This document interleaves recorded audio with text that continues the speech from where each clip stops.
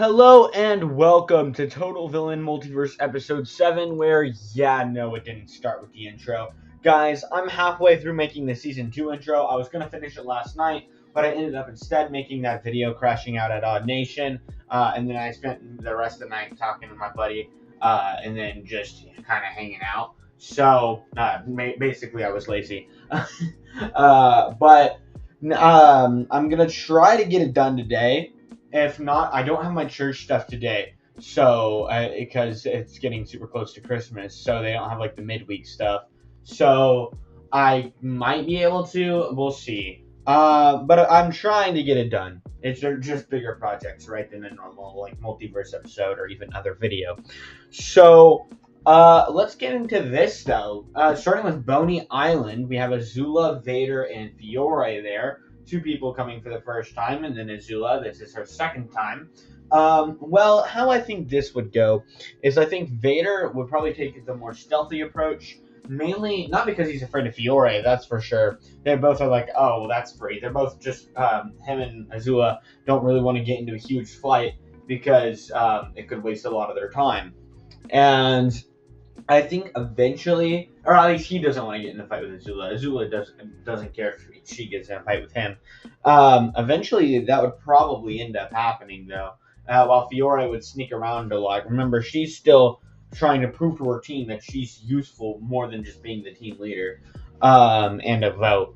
And she can be she's so sick and tired of everyone being like, "Oh, you're just 10. You're weak." You're not really that big a help, and that's pissing her off. So she sneaks around, and I think she's actually able to find the advantage.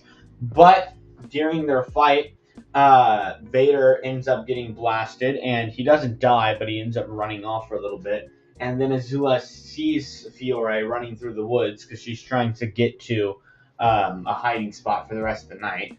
But Azula follows her, jumps her, and I don't think Azula would kill Fiore. I don't think she'd go that far. Vader would, though.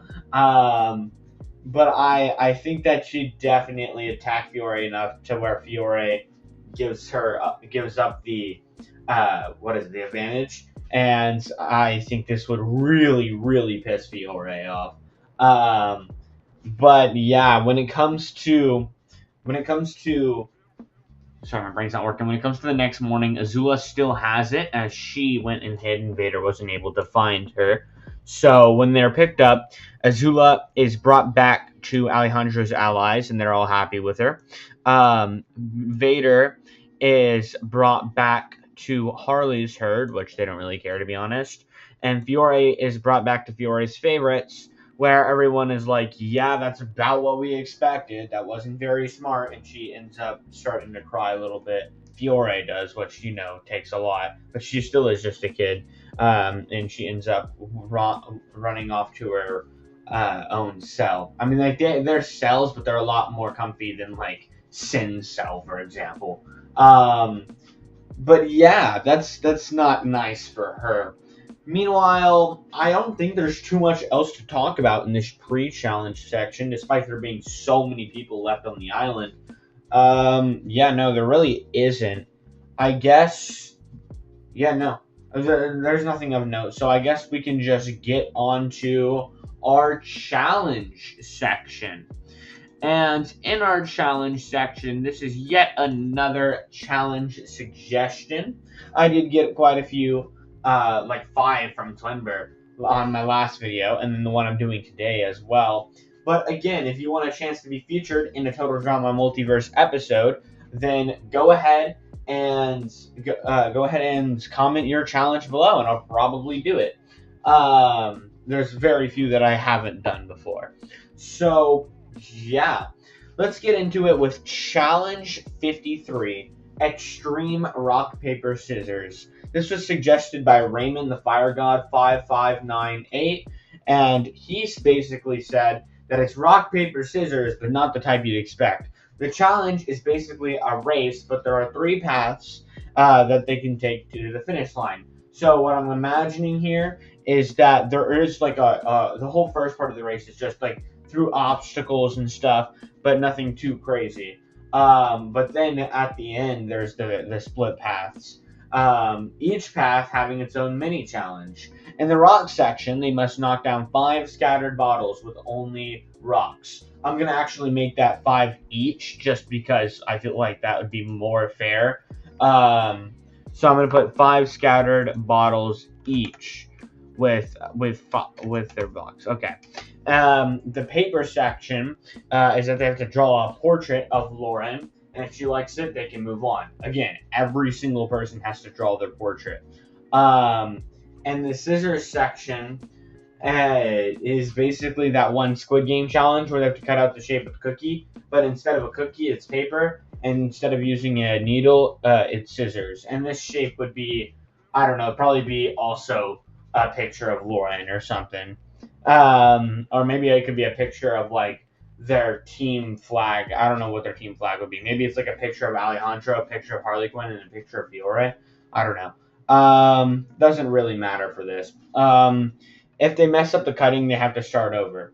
Last team to have all their members across the finish line will be sent to elimination. Now, that's not all the rules because we have our advantage, which somebody actually found today. So, when Azula plays her advantage, the advantage is if anyone ends up finding it, they will be able to choose anyone from the other team to have to do every challenge for him each path. Because basically how this works is when you get to the 3, the first person or the first team to get to those to the 3 paths gets to choose either rock, paper, or scissors, right? If they choose rock, the other 2 teams cannot also choose rock. So someone's going to end up doing every single one. But this person that they have to pick, or well, that they get to pick, has to do all 3 of them before they can move on. And that, I think Azula, kind of rubbing it in, but also doing it strategically, would be like, all right, I'm going to make Fiore do it. And Fiore's like, what the hell did I do? And she'd be like, well, we just know that you're not going to do all 3 because you're super weak. And everyone on her team's like, oh no, we're going to lose. And by everyone, I mean like Venom, and which is still buds with Fiore, but not to... like, he's still an asshole. Wanda especially, Sin especially, even Sonar and Rouge kind of are a little annoyed about that, but they yeah, you know. And Sasha, well, she's just being depressed. Which, by the way, I should have probably said this in the pre-challenge section, but Sonar and Rouge, when Wanda's not around, have been trying to break through to Sasha, but it's pretty hard to do. So, we start the race, and everyone ends up running off. And I don't know. Should I allow them to attack each other? I think they're allowed to attack, but not kill. So like, freaking Magica could tackle Heather, but she couldn't blast Heather's face off. So I think that there'd be some attacking going on, but nothing crazy. Maybe like a good one would be Harley and Toga trying to sabotage Heather and Alejandro. But I think that Venom would end up taking Fiore on his back because her legs are really small and she needs to get there so that she can start working on the 3 things. And while he would have this in good faith, this would really piss off Fiore. But she can't protest because if they lose a challenge and she's protesting the whole time, she might get voted out, which she's already worried about. So this would be the same placement she got in All-Stars, I'm pretty sure. So... I think that Venom and Fiore would be some of the first people to get there, along with like Sin, Sonar, Rouge.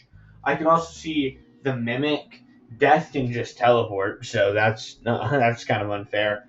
And I think that quite a few others could just end up making it really quickly. But there's also people like Heather, Alejandro, who are being distracted by Toga and Harley, like Sasha, who's just a normal human. So there's still a little bit to wait. And I think that even though Sasha might take a little longer than the others on her team, she still is a really athletic girl. So I'm going to say that Fiore's favorites probably makes it there first. And while Fiore goes off to start rock, because she's just here to do rock, then paper, then scissors, I think that they'd probably choose... I'm looking at their team. They have a bunch of like brute force and stuff. So they'd probably not want to choose the paper or scissors. Because I don't think they really have like the patience for those. So I think they'd end up choosing Rock as well. So they have Rock here. I'll put that on here. Rock. And then on Harley's herd, I don't even know. I think that everyone would make it at this. Like everyone would have made it except for Heather, Alejandro, Harley, and Toga, who are just fighting. Which sadly, again, Toga and Harley can't go further than just hurting them. Well, not sadly for me, sadly for them, especially Toga. But I think that eventually the Mimic would run up to Harley and Toga and grab them and then force them off the other two so that they can actually do the challenge. And while he does this, they would argue and protest, which would lead Alejandro and Heather to make it just before them. And they would choose to do. What do I think they choose to do? They definitely have the brains. I think that everyone here has art skills, or at least would have some form of art skills. Especially like we've seen Bowser in the Mario movie trailer, and we've seen. I don't know. I just think that a lot of these people are smart enough to be able to do it anyway, so they end up going for paper, which leaves Harley's herd with scissors, which honestly is probably the one they would have picked anyway, but they're still a little annoyed at Harley and Toga for getting so distracted. So I think that here I can put that on here. Freaking I could not spell scissors for my life earlier, so okay, I got it. And then paper. Anyways, I think that the first few people to, if I drag them to the front of their team, that means they're done. So let me put Fiore in the back here. But I think the first few people to finish theirs are Venom, would definitely be good at this. Sasha, even though she's like mentally ill right now, would be able to do this. Sen probably has like some aiming thing. I think Sonar would be terrible at it, and Wanda, since she's not really able to use magic very well in this, wouldn't be that good, and then Rouge would be okay. But I'm going to say that these three are done.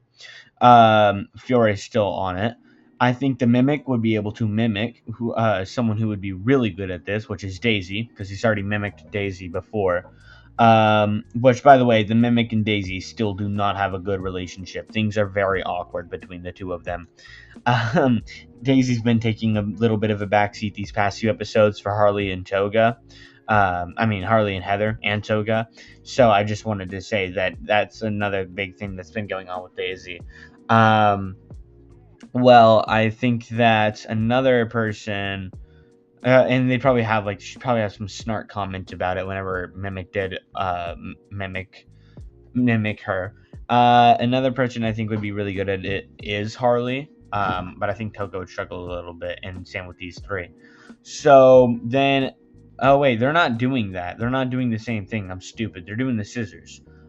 In that case, I think that Vader and Death definitely have the patience, and the Mimic can still mimic that. I think that these three, Magica might actually be able to do it pretty easily as well, but these three are just so impatient, these three girls, that I think they would be the ones hindering Harley's herd. Then on Alejandro's allies, when it comes to painting, I think Bowser is able to make a beautiful portrait of Lauren. And I think that he would make it pretty quickly. I think Alejandro would also be able to make something that would probably make Lauren blush, and then she would, this would also make Heather roll her eyes, but she would let Alejandro through. And then I think Sloane would also, since she's just kind of OP, be able to make it through. But I think Azula and Afton are definitely the ones where this team struggles, while Heather will also just be falling a little bit behind. Now, during all of this, I think Fiore has been able to finally finish Rock before Sonar and Wanda, but not before Rouge. So she rubs it in those two's face, and while Sonar's like, yeah, whatever, Wanda gets genuinely pissed off. So then she runs over to go do the paper one, and she begins drawing. And while I think during this time Heather is able to make it, I think that Fiore would probably do it before Azula and Afton, because I think that she'd probably have some good art skills. Then after that, she'd probably do something really screwed up though, of I don't even know, it'd be Lauren with a jackhammer, like freaking uh, going insane, Island of the Slaughtered style, and I think Lauren would find it kind of funny and also cool and good content for the show. So she'd let Fiore through that one, which means that she goes over to Scissors. But I think that Wanda, using her anger, was able to get through Rock, meaning that Sonar is the only one that needs to complete it, as well as her completing Scissors, and then they win. I also think that with Sloane calming her down, Azula is able to make it through, meaning Afton is the one that they really need to rely on Afton winning here. Meanwhile, these three girls, I think that Daisy would be able to make it first, then Harley. So it's kind of a race between Sonar and Fiore, Afton and Toga. And when it comes to these four, I think that actually the first one to complete it would be Fiore, and she'd be well. Now that I think about it, I think Toga does have a good experience with knives. I actually think she would have made it a little bit earlier because she has a good experience. Well, not good experiences, but a lot of experience with sharp objects. So I think that she'd actually be able to do pretty good in this. So I think that we'll have Harley be the one that was holding them back. Anyways, Fiore hasn't done it yet. I think that after that, Afton would be able to lock in. He is a really smart dude after all, meaning that these guys are safe. They all have one immunity. But then I believe Sonar goes into bat form and is able to break the bottles, which means that it is down to simply Harley and Fiore. And everyone's like, as expected, we're gonna lose. We're gonna lose to freaking a little girl being on our team. But Fiore tells them all to shut the f up, and she is able to finish just before Harley, which genuinely impresses a lot of her team. As Harley's herd loses the challenge. So yeah, not their greatest performance from Harley this episode, especially after she just became team leader. But when we come to our post challenge section, I'm quickly going to put everyone together how they should be, which is something like that, and then something like this, and then something like this. Okay, yeah, that's good. So when it comes to our post challenge section, there's not too much to talk about on Alejandro's allies. They haven't really been the focus this episode. There is a little bit more to talk about on Fiore's favorites, though. And that is that I think that seeing Fiore's potential, along with how bullied she has been, Rouge and Sonar decide, while they are still going to try to help Sasha, they want to shift their focus just a little bit to trying to get under Fiore's wing because they're hoping that they can turn Fiore against one of the strong people, mainly Wanda. They want to turn Fiore against Wanda, get Wanda out, and then they can help Sasha. That's kind of their goal. So they're trying to ease in here. But Venom, who is just around, isn't taking too kindly to that. Meanwhile, Sin is just there as well, being insane. Sin will definitely be one of the best comedic reliefs of the show, as well as one of the scariest people, just because Sin is freaking. When she's not a psychopathic murderer, she can be really funny and downright adorable. So, when it comes to Harley's herd, though, that's the main one because they have lost. A lot of people are pretty pissed at Harley and Toga. I don't think that would include Daisy, though. You see, I actually think that Daisy's used her growth from last season to understand where Harley's jealousy was coming from when whenever Heather was bullying. Well, it was partly bullying her near the end, mainly bullying, but at first just ignoring her and then bullying. It's very similar to what happened to Daisy. So I actually think that Daisy would go over and try to rekindle that relationship or that friendship, I should say. And I just think that it would probably work because I think, yeah, I think that Toga might be like, you at first, but I think that eventually they'd be able to bond over their similarness. And as for the Mimic and Magica, though, they're actually starting to second guess whether or not they should stay with the girls, because the Death and Malik are so much more valuable to them when it comes to like actually winning challenges. Death and or did I say Death and Malik? I meant Death and Vader. Death and Darth Vader are. So yeah, they're debating on whether or not they should actually stick with the girls or not. And I'm gonna go ahead and bring us to our elimination ceremony now, and I will quickly bring these two back down. So at Harley's Herd's elimination, last time there was an elimination here, we had Malik go home, which was a long time ago. And then the last time something changed on here was the team swap.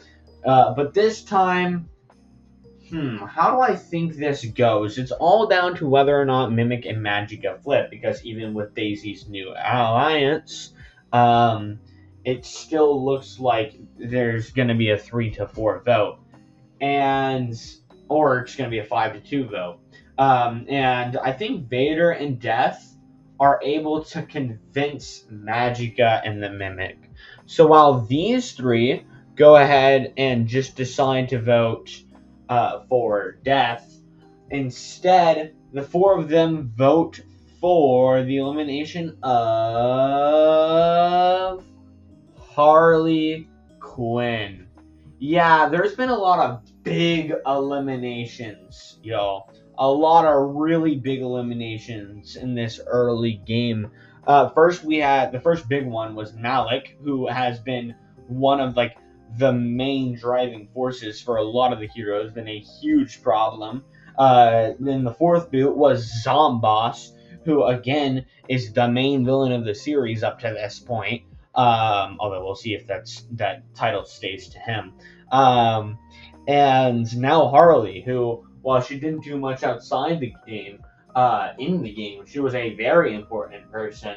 But of course, this may or may not be the end of Harley's story, as we still have the comebacks eventually. So we will see who comes back. But y'all do know there is normally one more segment to this video, but I'm actually going to make it two, because this no longer should be called Harley's Herd. It was originally Heather's Herd, then it's Harley's Herd, but now they need to vote on somebody else. And while Toga and Daisy vote for each other, I think that they wouldn't trust anyone in that group to be the leader. So I actually think they would opt for Vader. And the reason they opt for Vader, who gets 4 votes, because he votes for himself and then these 3 vote for him, is because he's led the Galactic Empire. Well, that was Palpatine, but he's really important in it, I'm pretty sure. He led a lot of people. So he's definitely got experience being a leader. And if he can do all that, then he can do this. So Vader has now become the leader here. But what should I name this? I'm gonna search up synonyms for alliance that start with V. We could call it Vader's Vanguard. I kind of like Vader's Vanguard. Vader's Vanguard is what it's going to be. That sounds like a Fortnite POI. Vader's Vanguard. I don't know if I spelled any of that right. Vanguard. Yep. Okay, so I actually really like that name. So then our final section of this video is going to go ahead and be our Boney Island voting section. And I think now that Vader has become the team leader, he's going to go ahead and send... Who do I think he's going to send? They had Toga over there last time, so I think that instead he's going to go ahead and send Daisy because he wants to strategize with the other four. They still have their walkie-talkies they can strategize through, even if they can't see each other in person after nighttime, after night hours. And then as for Alejandro's allies, I think that they'd probably go. They sent, who did they send last time? Azula. So I think they probably just go. Nah, Sloan would say no. She doesn't want to. So they probably go Afton.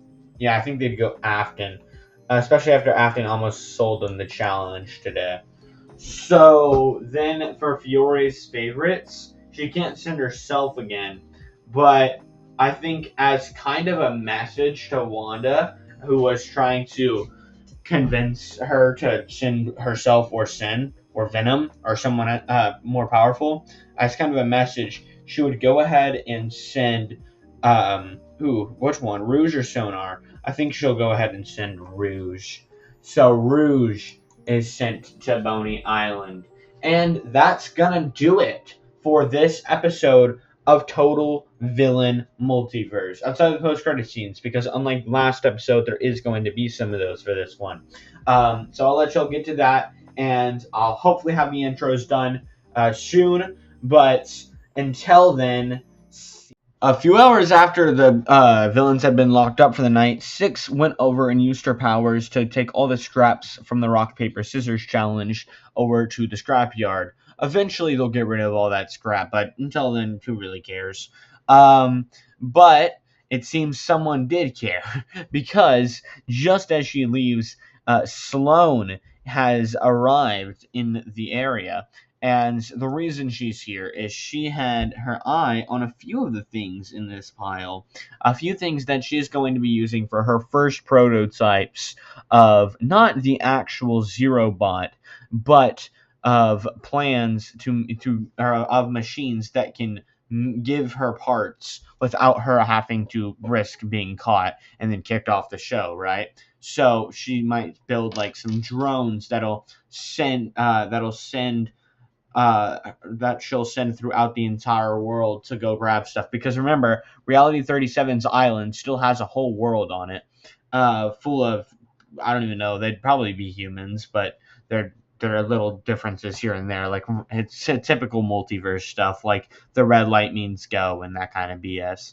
Um, but yeah, that's what she's going to use the scrap to build some reconnaissance drones, I guess, or some gathering drones, so that she can get more stuff she actually needs. We pick back up in the bar from a few episodes ago. Chris is freaking out. He's like, hell no, because Trump has explained. So, yeah, with the head scientist's help, we may or may not have installed cameras and trackers all throughout the original Total Drama Island. And we watched everything go down from the game show to freaking like everything, like all the lore bits. He saw Malik. He saw the head scientist die. Well, not die, but go to the other reality. He saw all of it, and he had a bunch of people researching it. The head scientist, though, kind of went rogue eventually, and led to the events of season one, the end of season one. But Trump is not done with the multiverse because he believes that if he gets access to the multiverse, well, then he can definitely make America great again with its resources. So that's now he's trying to convince Chris and Chef. He went himself instead of sending people because Chris and Chef would just beat the crap out of some randoms. But if it's him, they already know him at least a little bit. And I mean, like, it's the president, so they use like the shock value. But also, while Chris and Chef are vibing, they start to realize everyone else in the bar though is like Secret Service anyway. So if they try anything, they're cooked. So they're kind of forced to help. So 14 years ago now, the events of Sky's backstory took place, which ended with the 0 Point exploding. Now, this sent ripple effects throughout the entire multiverse, with shards crash landing all across realities and energy zapping, all kinds of stuff. Like, it was absolute chaos. Now, a lot of worlds, when hit by a 0 point shard, would just get absolutely destroyed. Other worlds would be luckier, and the energy of the 0 point would just be cast across the world. Now, this would still cause mass destruction in random places that was completely unexplained, but and as well as just a lot of random stuff, because the 0 point can basically do pretty much anything. But it also would be better than just your entire planet getting exploded in 5 seconds. One of those lucky worlds, though, was the total drama reality. As you'll know, it crash landed one of the shards on Wallenaqua, and to later be found by Chris. And when this 0 point energy was cast throughout, one lucky boy, that I won't say the name of just yet, one lucky, at the time, 15-year-old boy was hanging out with his girlfriend when all of a sudden a huge zap of 0 point energy hit him. Now, a million different things could have happened at that time, but thankfully the 0 point, which is kind of semi-sentient, but not fully sentient, had already been focusing on Sky at the time, whenever it was zapping Sky through Ollie and all that stuff from last season with Sky's backstory. So it was thinking about the powers that Sky would have. And when it was thinking and hit that boy at the same time, the other part of it, it gave this boy similar powers. Now, these weren't nearly as powerful as Sky's, for example. They were very, very toned down versions, just allowing him to kind of rift around a little bit, and he didn't even know he had the ability to, but if you really, really focused, he could maybe get to, like, the next reality over. And he can teleport around. It just takes a lot of stamina. Well, using this, it also changed his appearance quite a bit. And he had always wanted to be a YouTuber, but now with his new appearance and the rise of VTubers, he decided to disguise himself as a VTuber, while actually it being his real body, just so that he could do what he wanted to do. Well, he covered a lot of controversial things, and he ended up seeing the original season of the Total Drama Multiverse as it aired in the Total Drama reality after they left. It aired and Trump talked about it. It was a whole big thing, and he covered that kind of stuff already. So he was very, very shocked and very interested. But then he saw the 0 point shard and reminded him of his own powers. Now, this guy is someone you may or may not know. He is a VTuber, and he is going to be a new person coming into the story. This is not